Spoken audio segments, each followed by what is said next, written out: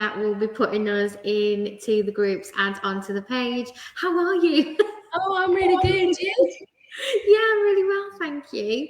Thank you so much for joining me this morning for us to have the opportunity to catch up and have a little chat. I think that first of all, you should probably introduce yourself and let us know who you are and what it is that you do, darling. Yeah, absolutely. So I'm Charlene Kidd. Is there an echo or is it just me? Um, I can't hear an echo. Oh, we've got people on already. Good morning. So I'm Charlene Kidd. I'm a transformation and empowerment coach. And so I changed from when I started audience attraction, didn't I? I changed Yeah. part way. So yes. Pivot. Yeah, super pivot. So how has everything been for you over the last 12 months? What have you been up to? Yeah, so when I started Audience Attraction, I was a business coach and consultant for children activity providers because that was my experience before. So that's why I kind of stood out to me. But as I was going through Audience Attraction and reading, going through all the process and niching and all of that, I was like, my story during the challenge, I shared my story about what happened with my accident and basically how I pushed myself to breaking point to then obviously having to realize that I'll basically unravel all the damage that I caused to myself and getting to the root cause of basically pushing myself to have an accident. So that's what I then went on to explore as to the reasons behind that. And that's now what I focus helping my clients with, is to get to the root cause of issues that they're having, people pleasing, overworking, all of the symptoms that we, especially mums, tend to fall into. Amazing. That is so good. So what happened in that time that made you feel like actually this might not be the right niche for me? What was it that gave you that moment? Really trusting the process through audience attraction. Meanwhile, I was also being a certified coach. So that was a process I was going through at the same time. But it was really, when we were really looking at the niche and speaking our authentic voice and what we kind of thought about our ideal clients, and I realized that I am my ideal client. I've been through this. So I was like, and that's when speaking my truth and being really authentic in my messaging really came clear, because I was like, this is me. I know exactly who they are, what issues they're going through. And that's when everything then fell into place for me. That's so good. That's so good. And so many of us, when we're trying to figure out who it is that we actually want to reach and who we want to work with, we perhaps don't originally look at ourselves and think we are a version of our ideal client, but it almost always ends up that way, that you can see that the people that you actually want to help are the people that you resonate with so personally because you have that shared experience, right? Yeah. So what is more beautiful than being able to put that experience together in a way that you can actually help somebody else that's going through something that you've already been through, or that you have a similar understanding of, in a way that perhaps somebody else wouldn't have that. Yeah. And I hadn't realized at the time, because obviously I was saying I was a business coach for children activity providers, and I thought that that was my niche, but realized that it was more the personal journey experience was more what I wanted to share and to help people through, as opposed to helping them. The reason why I went into coaching was because I realized that it's not just, people can have all the strategy in the world, but if they don't have the mindset and the belief and the awareness of all the stuff that goes behind that, then they're always going to get themselves stuck. And that's when I realized, oh my God, goodness, what have I been doing? I've just been my own worst enemy. And then obviously I realized all the repeating patterns that have been going on since childhood, and it was really eye-opening for me to unpick and unravel that. But so valuable. Yeah, absolutely. Like last year was a huge pivotal moment for me. Yeah, definitely.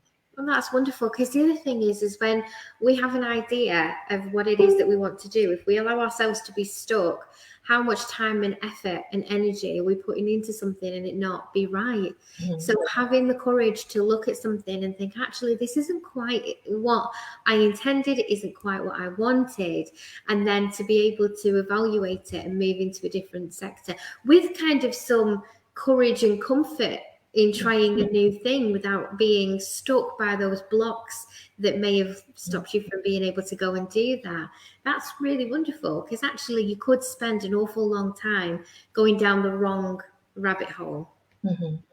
Yeah, and you hit that right early on in the audience attraction training, where we looked at the blocks. Where we was like, go in deep, go straight for it. And that was just like, and that was really good to start with that as well for me, because I realized that there were so many blocks there. And that's one of the main reasons why I joined audience attraction, because there's so many icky, I remember having conversations with you, there's so many icky marketing tactics, because I've obviously run businesses and I've always had like a Facebook group and Facebook page before, but I was marketing a service under a franchise, whereas Yes. me stepping out as me was completely different. And I was coming on and I was selling myself, and I could see all this horrible salesy tactics, and I was like, oh my god, I don't want to do this is horrible.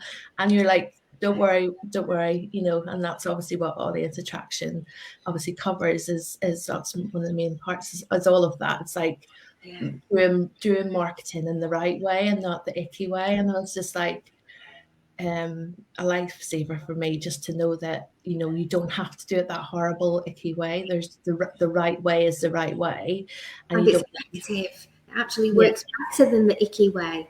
Yeah. We might have to coin that phrase now, because that's a perfect way to describe it. I often say shady marketing techniques, but we might just call it the icky way from now on, because that makes perfect sense. And anybody who's watching, let us know in the comments if you've ever felt that sales on social is being done an icky way, because I think that's one of the things that we know happens all of the time, and we can recognize it when it's happening. And I love it when people will say to me like, oh, Dawn, somebody sent me a direct message and it was like, oh, I've thought about you. And it happened to me this week, actually. This is a perfect example. Somebody, and if you're watching the person who did this, I'm so sorry for using you as an example, but it is just a perfect example. Somebody sent me a message and they were like, Dawn, I've been thinking about you since we met, and this event is a really good idea for you, and I think it's something that you should come to, and you should join us. And the event was in America. And I've never met this person, and I thought, wow, if there was a case of like me actually being in America, and if I went to lots of networking events and you met lots of people, then that might have worked. Because I might have gone, oh gosh, I don't remember that lady, but she's obviously remembered me, and she personally thinks this event would be fantastic for me.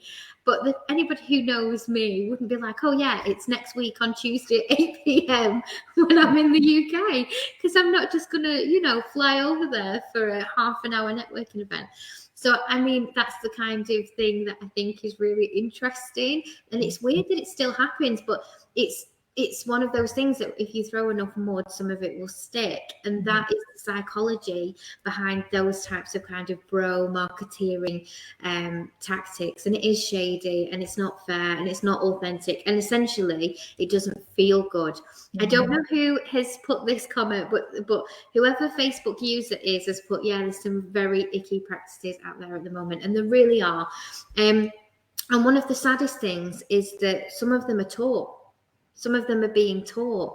Not everybody knows that there is another way. And that's one of the beautiful things about audience attraction, and also our free group, when we share ideas and we talk about things in there, because there's so many different ways that you can connect to other human beings on the internet and give them the opportunity to work with you. You don't need to rely on all of those awful things. And it often gives you a worse reputation, and it doesn't allow for people to feel comfortable to consider working with you again in the future. So in the longevity of a successful business, for a sustainable business long term, it just doesn't work. It's ineffective, and yet we still see it time and time and time again, don't we? Yeah. And like we used to share, in the group as well, like DMs that we were receiving from people. And I can remember one of the comments that you come out with of a good reply. I'm like, oh, that's a genius reply. I'm going to use that. But yeah, and I was just, and now it used to annoy me, whereas now I can laugh at it because I know the right way, and I know that isn't, that isn't the way it's to be done. And also, I just feel like when I'm sharing my story, I stand out from the other people because I'm not using those marketing ways. I'm just being true and authentically me. Yeah, and that's a wonderful thing as well, because essentially we kind of want other people to carry on with those general advice tactics because it does help us stand out. It makes it easier for us. If everybody knew what we knew and everybody did what we are doing on that level, on that professional level, then it would be more difficult to be seen and be visible. And we've noticed a shift. I was talking about this in the masterclass last night, honey, and it's one of the things that happened when we did audience attraction last year was we just had that kind of rush of people that had come onto the internet, that had started their businesses digitally, that had kind of flooded from the in-person space to the online digital space. And this year we're finding that actually it's kind of going back. So in order to be seen and get out there and actually allow yourself the opportunity to really connect with your ideal client, you do need to be taking it seriously this year like never before, because where lots of people were consuming content quite easily last year because they were sat at home, because this time last year we were in lockdown. So, which is crazy, isn't it? Because we almost feel like that never happened now. It feels like a million years ago, but literally 12 months ago, we'd just been put in another lockdown. So people were sat at home on their sofa consuming content all of the time. People aren't doing that the same this year. People have gone back to in-person work. People are going back to in-person events. So it's evened things out and made this more important than ever in terms of really understanding who it is that you want to connect with. So how easy do you find it to connect with your people now that you've pivoted, now that you've got everything down, you know how to, be on social media and post and connect and engage with them in the right way? How are you finding that? Yeah, no, I'm loving it, and it's found it so much easier. And it's just finding my voice, and doing the content pillars as well was really useful, that we kind of go through in the program, where you think about all the different pillars, all the different things you want to get across, and making sure you're sharing all of that. So that's been really pivotal. So I'm not just kind of going on about the same thing all the time, same messages, that I'm kind of reaching, and also the behind the scenes stuff as well. So the people that I'm working with, how I support them, and more in-depth support as well. So that's been, I'm really enjoying it. I hope to get to a point where I can now I've got my voice and got I've got like an Asana board with all my ideas under my content pillars. My intention now is, as I'm getting more busier with client work, is to be able to hand that over to somebody else to be using my voice, the content that I've done, but they're responsible for putting it out there and things for me, because that's not my strength. but I feel that is amazing. Yeah. You'll know what to hand over, because that itself is such a wonderful thing. Because one of the things that we have all of the time, of course, we've got the agency and we do social media management for people as well, but what we get all of the time is we have clients that come to us and say, I've had a social media manager before and I took their lead. Somebody who's never been in your situation, that doesn't understand your core values, that's never been through what you've been through, and doesn't know how to relate to your ideal client the way you do, you kind of hand it over to somebody and say, well, they're a social media manager, so they must understand my niche. And the truth is that often that's just not what you can expect from a social media manager. Maybe a higher level social media strategist, or an agency that has lots of different people to be able to do that. But you knowing what you are saying and what you want to go out there and how you want to connect, that's vital for when you now on board, whether it's a VA or whether you get a social manager. You're going to know what it is you're hiring, and you're going to know exactly what you want them to do on your behalf, and that's such a wonderful thing as well. And that's got to be exciting, right? Because you can just pass that task over and not worry about it no more. Yeah. See the clients continue coming in. Yeah, no, and that's been, yeah, I never thought like a year ago that I'd be in this position because I was just overwhelmed by it all. But now I'm just feeling so much more confident about, what it is I want to be saying to people and having my messages and always coming up with ideas because I've got my content pillars. It's like I'm just keep adding them, like loads of posts under each one, and it, when inspiration hits for me, that's when it feels better for me. It's like just when I'm like I've had a work with a client, and then after that I'm reflecting, that's when I get my spark of creativity and can write posts and things. And to be able to, because I've just got dyslexia, so that's like another barrier for me to create content. So to be able to hand something over to someone, yes, there might be spelling mistakes, but they can pick it up and run with it from there without me having to try and wait for my husband to be free to proofread my content before going out. It's like, yeah, so it's I'm just really excited. So that's what I'm hoping to do in the next few months, is to be in that position where I'm handing that over. That's amazing. And I'm so happy for you. And I think because you've had that alignment and you've been able to make that shift, it's helped you to know what messages you want to share, which ultimately makes it so much easier for you to go ahead and connect with those ideal clients who are out there. So since we did audience attraction and you had your big clarity and pivot, how have you found finding clients? Has it been easier? Are you busy? How's it going? Yeah. So a lot of my clients have kind of us coming through Facebook and Instagram, not so much through my website, but obviously then I get people onto my list and I can obviously have more engaging conversations with people. With the content that I'm putting out, I get a lot of private messages from people because they don't want to comment on some of the stuff that I'm sharing. They don't want, because they see themselves in the story, and then obviously that's when I get emails and direct messages from people, and that's what I would prefer people to do anyway, rather than feeling vulnerable and put comment in and saying, oh, I understand, because that's them putting themselves out in a limb. So that's when I can have conversations with people. So it's helping me reach people that I wouldn't have reached before. Absolutely. By me sharing. It makes me so happy. Yeah. What I loved about having you on Audience Attraction last year, Charlene, was that you always asked really, really good questions. And I think when you said earlier that you felt a little bit overwhelmed, I did get that from you, but there was never a moment where you didn't have that kind of tenacious nature and you weren't giving up. You were always going to ask the question, and even though it might have been a bit overwhelming, you always would come to me and say, right, I don't understand this, pick this apart for me, let me know what does this actually mean, what do I need to do with this? Yeah. And that's so important, because without that, you really can't get the level of understanding that's going to serve you for years and years and years. And sometimes it can be difficult because there's so many courses out there. There's so many things that you can go and do. It's difficult to know which ones are actually going to sustain you for a long period of time. And this is one of those things that once you understand it and once you've got it, it really is a tool in your back pocket that you can call on in your business forevermore. And it won't matter whether you're doing it yourself or whether you're hiring a team to do it with you and for you. You need to have an understanding of exactly what that messaging is for your audience and for everybody to buy in and to know what it is that you're trying to communicate. Because it's not just about communication, it's also about comprehension.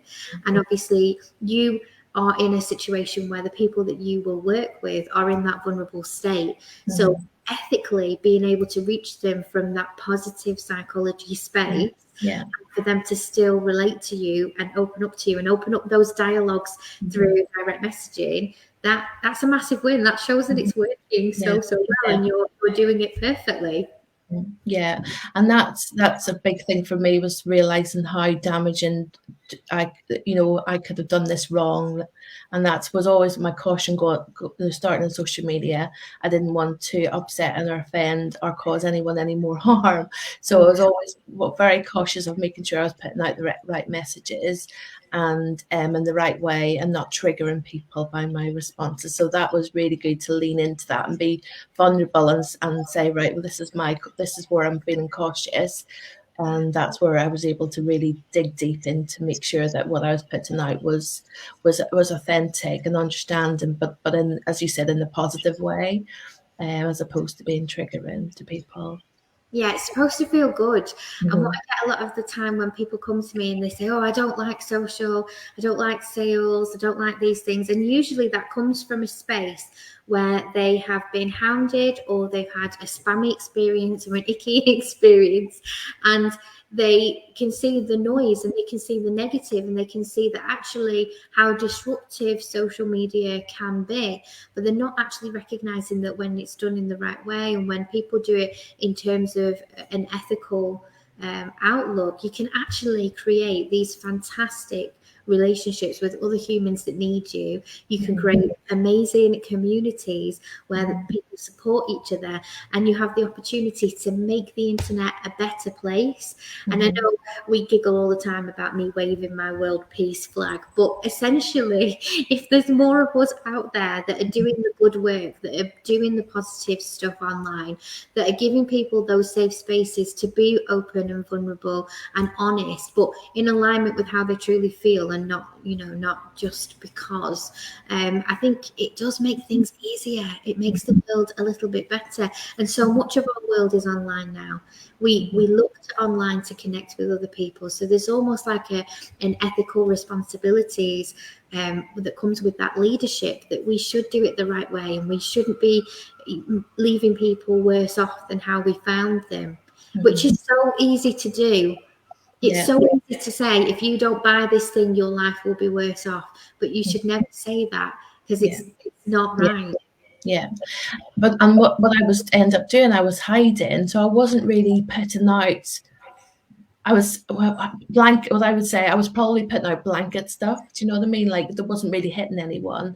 Whereas now, like, I've had people that I was out a few weeks ago, and loads of people come up to me and say, "I love your content. I can really, you're amazing content, and I can totally see myself in your story, and keep going." And it's just like, oh my, it was just like such a buzz to hear that, because I don't think before I wasn't really hitting the mark. Do you know what I mean? Like, I wasn't really speaking my truth, whereas now I'm going in there and going straight for it.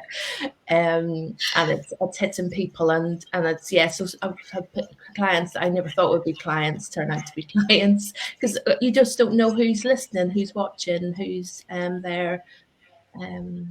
No, you don't. Hi, Emma. Hello, my darling. It's nice to see you, MC Bobs. No, you're absolutely right, Charlene. You don't. And one of the things that came through in the challenge this year, and what people were talking about last night in the masterclass when we did our declarations, was the ripple effect. And almost everybody wants to have that ripple effect. It's not necessarily about always taking on all the clients. Of course, we want a lovely, fulfilled business with clients where we're making a good income and we're working in an area that feels like it's part of our purpose. Of course we do. But actually, quite a lot of us are so interconnected with the idea that we will help people on the outskirts of that arena and support them without them having ever needed to be a client.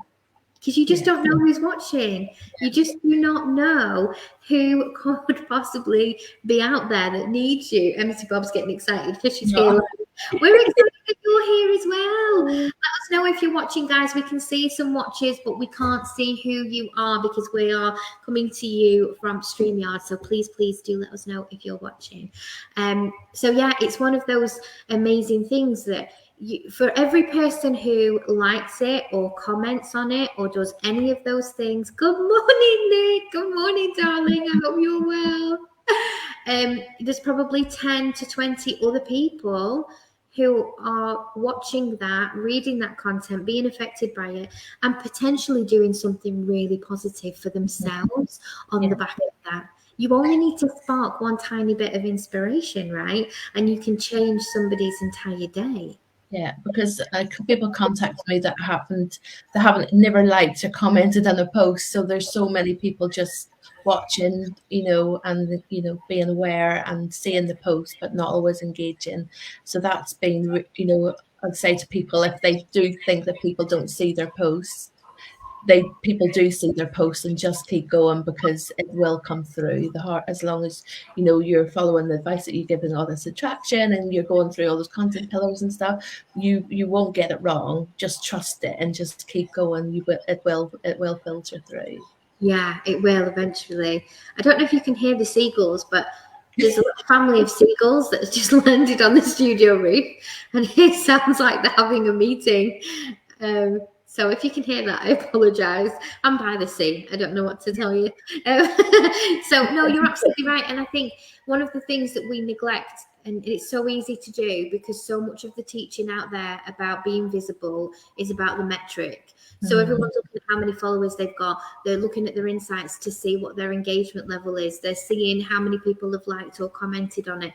And they're taking that. You've got to love the Falcos. Absolutely. So you do. So they're taking that as gospel, as their metric for success, when actually what we're aiming to do, everyone's giggling at me now, what we're aiming to do is to allow you to unlock the idea that it's okay to put that message out there and to leave it there.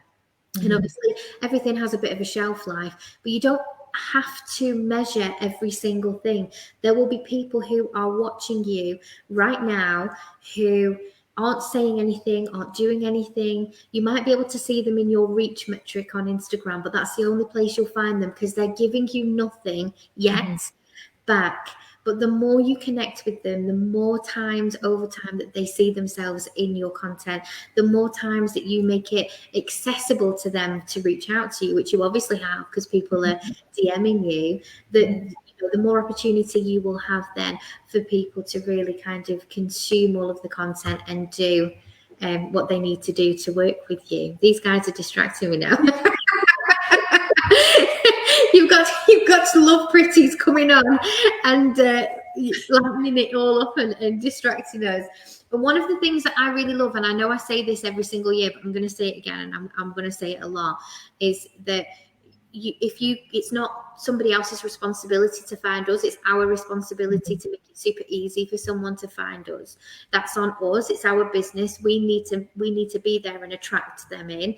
And when you think about the people who you've worked with, I know myself that by the time people come and work with me, they have often been and worked with other people that perhaps wasn't right for them, or they've done a course that didn't quite give them all the answers.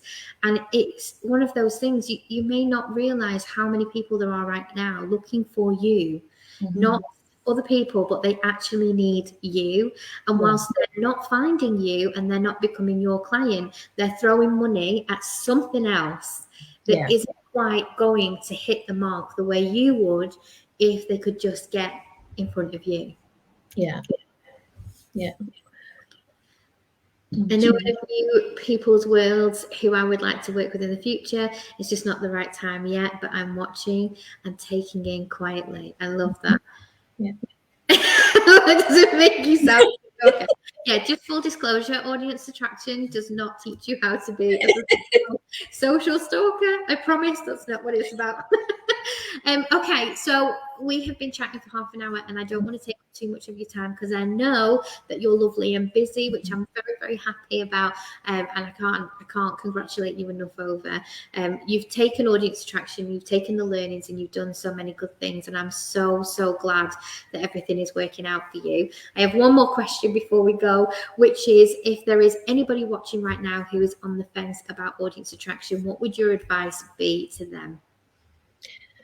Oh gosh, there's so much. It's an amazing course. Obviously, you go in. You talk about the metrics. So we've got the knowledge of the metrics, but it's not the be end all. It's all about you really being authentically you, finding your niche, speaking to your ideal clients in your voice, and having awareness of the type of content you need to have in the different groups. So it's such an eye opener, and it was really good to trust the process and just go with it, and it's really helped me massively in my content. So you do it. It's amazing, and thank you so much Donnie, it's been amazing, and yeah, thank you. It's actually a complete joy, and you know that about me. Like, I love it. It gives me my sense of purpose to be able to support you guys to go and do what you need to go and do to support your people. And I absolutely adore it every single year. And I thought our group last year was really special as well. And the people who have already joined this year, I can already see a similar vibe occurring, which is just so lovely, because I think that supportive element is really important in this area, because it's not one of those courses where we're going to give you just the tangible things. There's lots of practical, tangible things, as you well know, lots of resources, but essentially we're going to do some inner work, and we have to do some inner work in order for us to truly connect to what it is we want to share and what those core values and core key messages are for our brand, so that we can get that clear and get them out there. So everyone will be in safe hands with you, Donnie. You just do it in such a lovely way and such an authentic way, and you know that, yeah, it's just lovely. Oh, thank you. Well, it has to be a nice, lovely, pink, safe space, I think. Plus, I mean, I need it to be that way, regardless of anybody else. I can't get through it either if I don't have that right environment. So it needs to be that way. But I love it. And I think one of the things that's always happened with audience attraction is that there is a maintaining of friendships that occur, and it's become a little bit like the alumni of audience attraction, or like a little family. And I know I hate saying that, because it's one of the things that they say to you. If anybody describes anything as a little family, that means that it's like a toxic thing, and I don't know where that's come from, and I have to be careful not to use that too often. But the truth is that you guys are all connected, and you all support each other, you all cheerlead, and everybody seems to be, hi Lorna, hello darling, everybody seems to be in that interwoven friendship, and that you can't take that away. You have that for life, and you have that cheerlead. And it's been so lovely to see you shine. It's exactly what I hoped for you, and I'm so glad that we're sat here today celebrating how much has been done in 12 months. And thank you so much for coming on and endorsing audience attraction, because it does mean an awful lot to me, and it will help people who perhaps are considering jumping on, not sure, just like you were, if you remember, like every single person at some point has gone, no, I'm not sure whether this is for me. And if you recognize that, and the fact that you were able to overcome it, and you can look back and see that it was absolutely the right choice for you, hopefully that will help somebody else who's in a similar position this year to make that step and invest in themselves and do what needs to be done, so that they can be sat with me on an interview 12 months from now telling me how busy they are and how easy it is, because that would just be wonderful for us to be able to help people. Yeah. Oh, thank you. Yeah. Do it. Come and join audience attraction. Okay, so I'm going to add the link in the comments, but I'm going to do that on Facebook, so it doesn't work very well on StreamYard. Thank you everybody who tuned in live. I will be coming to your screens with more audience attraction alumni throughout the week. If you want to have a little chat with me to discuss whether it's right for you, there is a open invitation for a no obligation chat. Charlene can vouch for this. I won't push. I don't do pushy sales. Don't need to. Don't like it. We don't do the icky stuff. So anybody who wants to jump on and have a cuppa with me this week, you absolutely can. Let's get together. The worst thing that will happen is that I will give you advice that you can take away and use in your business. So there really isn't anything bad that can happen.